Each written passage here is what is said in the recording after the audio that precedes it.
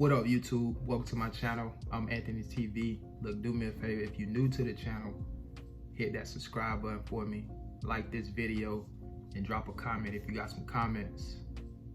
So today, guys, you see the title of this video, the difference between food service and beverage as it pertains to delivery drivers and making deliveries. What are some differences? We're gonna get into that. So let's start with the beverage companies. Now look, I'm just gonna make a comparison between the two, and you judge for yourself which one you feel is better.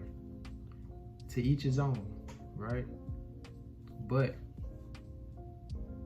coming from somebody that has been in the beverage game, that has been a vendor, because that's what we call the delivery drivers, delivering to grocery stores and convenience stores. We don't necessarily call food service guys vendors, but coming from somebody that used to be a vendor and now a food service driver, I think I can speak to both beverage experience and also food service experience. So I'm gonna give you guys the difference between the two. All right, so let's start with being a vendor. So as a vendor, you deliver to places like grocery stores, convenience stores, just to name some, your Walmarts, Publix, Kroger's, Winn-Dixie's. Those are some of the grocery stores you deliver to in the beverage game. Convenience stores, you know, you got your 7-Elevens, Circle K's, Tom Thumbs, depending on what part of the country you live. You know, what are some other ones? You got your Raceways, you got your Exxon, just a lot of different 7-Elevens and grocery stores. So as a vendor, when you're delivering to these places, you have what's called receivers that check you in at grocery store locations. You have either cashiers or managers that can check you in at convenience stores.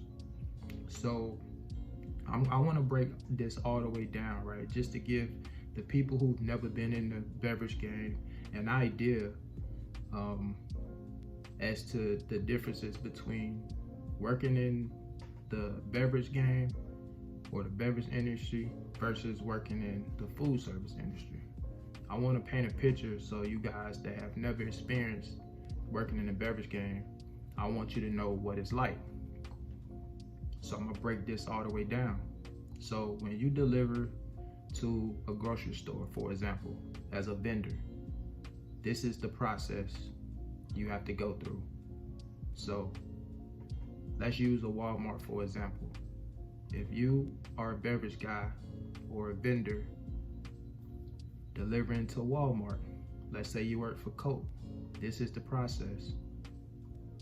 If you deliver to Walmart, you go around to the back, you back up to the loading dock, and you go around the back door to the receiving area. The receiver lets you in. The receiver is the person who has to check in your product, right? That person scans your product that you bring in. She has an invoice that you provide or a scan sheet on your pallets. She scans that sheet, or she scans the barcodes on your invoices, and that's how she checks in those pallets, right? That's how she receives those pallets. Now, I will say that delivering to grocery stores as a beverage guy is a lot easier than delivering to convenience stores. For one, when you deliver to a grocery store as a beverage guy, say a beer, Coke, or Pepsi vendor, the driver actually doesn't have to put the product up for the most part. Usually you have what's called merchandisers that's already on site, really waiting on the driver to get there to drop off the delivery, right? The merchandisers are usually already at the store getting ready for the driver to come to drop off the delivery. And so that's pretty much how it works when you work for one of these companies. I work for a beer company. You guys know that if you've been following the channel. That's what, same process, right? When I would get to the Walmart, the Publix, or the Winn-Dixie, once I got my product received and scanned in, I was good to go. We had our beer merchandisers on site that would actually have to go put the product up. I didn't have to put the product up at the grocery stores, not the driver. However, I did have to put the product up at convenience stores, and I'll get into that in a little bit. Now, there are some instances where drivers may help and put product up in grocery stores, but for the most part, the drivers usually don't put the product up in the grocery stores. Usually the merchandisers do that. But again, that is the process. You got to get scanned in by receiver, get it checked in, and then merchandisers put it up. Drops can go into the next spot, right? So that's the check-in process at the grocery stores. Convenience stores, it's a same process, but a little bit more tedious, right? So as a beverage guy or a vendor, when you go to a convenience store with your product, you take off your cases, your pallet, you go inside of the convenience store. Usually if you have a pallet at a convenience store, you leave it outside, right? And then you have to break the pallet down and bring it in the cases. But before you break the pallet down, you have to go inside, find you a manager or a cashier to come outside if you got your product outside. Like I said, if you got pallets, 9 times out of 10, the pallets are gonna stay outside. The receiver comes out after she gets done or he gets done checking in or ringing up customers that could be in line. If a store does have customers at a convenience store, the driver will have to wait until the cashier or manager is done ringing out the customers. Customers always first, right? Customers come first in the convenience stores. I don't care who you are as a vendor, they're gonna put the customers first. So if they have a long line of people, guess who's gonna wait to get checked in? That's right, the driver, the vendor. You gotta wait. That makes your day longer as a driver, right? In the beverage game. These are some of the differences. You don't have to do that in the food service game. In the food service game, you don't have to wait to get checked in by anybody. You may have some cases where someone at a location, a restaurant, they may want to look over the invoice and check as you bring stuff in. You may have that, but for the most part, the majority of your stops, man, nobody is gonna check you in. You just drop and go, in and out, right? That's a major difference between the beverage and the food service game. So let's get back to the convenience store again. So the clerk come out, they check you in. You got a long invoice to where they scan all the barcodes, just like kind of at the grocery store. Although some of the grocery store pallets, they have, like I was talking about, they have a pick sheet, right? That really the receiver can just scan that sheet as opposed to scanning all the barcodes on the invoice, and it'll take care of the whole pallet. So they have that in some cases in the beverage game. But convenience stores, you have to go line by line, scanning, making sure everything is there. So again, you don't have to do that in the food service game. Just drop and go. Getting checked in at a convenience store can be very time consuming in the beverage game. A lot of times you have to wait on customers to get rung up and out of the store before someone will come check you in. So again, you don't have to do that in the food service game, right? Another difference in the food service game versus beverage: we don't merchandise product. In the food service game, we drop and go for the most part. So in the beverage game, all the product that you bring in, you have to put it up. You have to rotate product.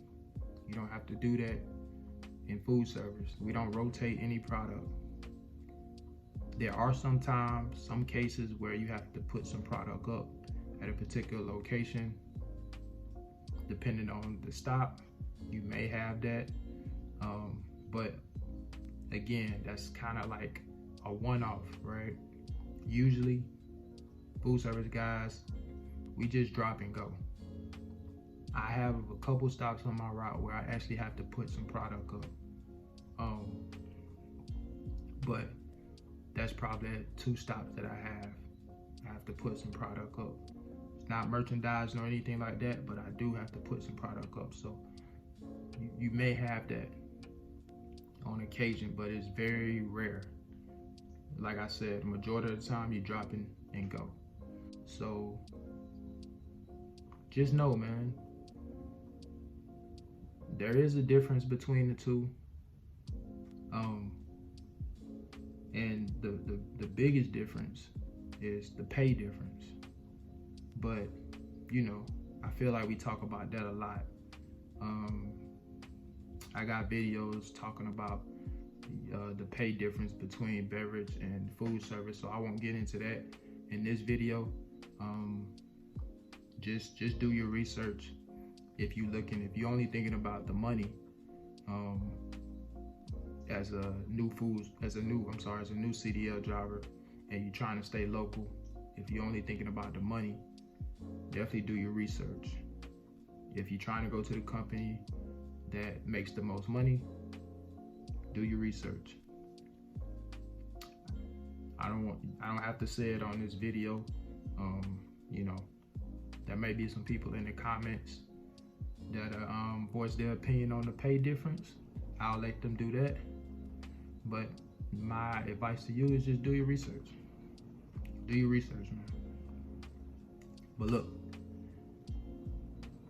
that's what I want to talk about today, guys. I just want to kind of cover the differences between the two.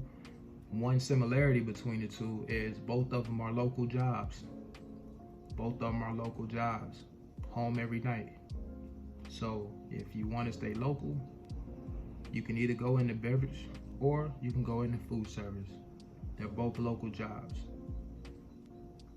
Really good opportunities for new CDL drivers. You can get into either one of these. So there you have it, man. That's the difference. One, industry, you have to get checked in. You have to put up the product. You have to merchandise. You have to rotate product. The other company or industry, you just drop and go. No waiting to get checked in nowhere. You take the product off the truck, you drop it, you leave. A lot of times nobody don't even have to be at the location. You got keys to the location. Excuse me, it's called a key drop. Now how sweet is that? Nobody don't even have to be at the location. You can still drop the product off and leave. Cakewalk. Don't that sound good? So look, man, do your research. Shout out to all the local drivers, whether you're getting in beverage or food service. Shout out to you. Good luck to all you guys. Look, if you're new to the channel, hit that subscribe button, like this video, drop a comment if you got some comments. Till next time, guys, I'll catch you on the next one. Peace.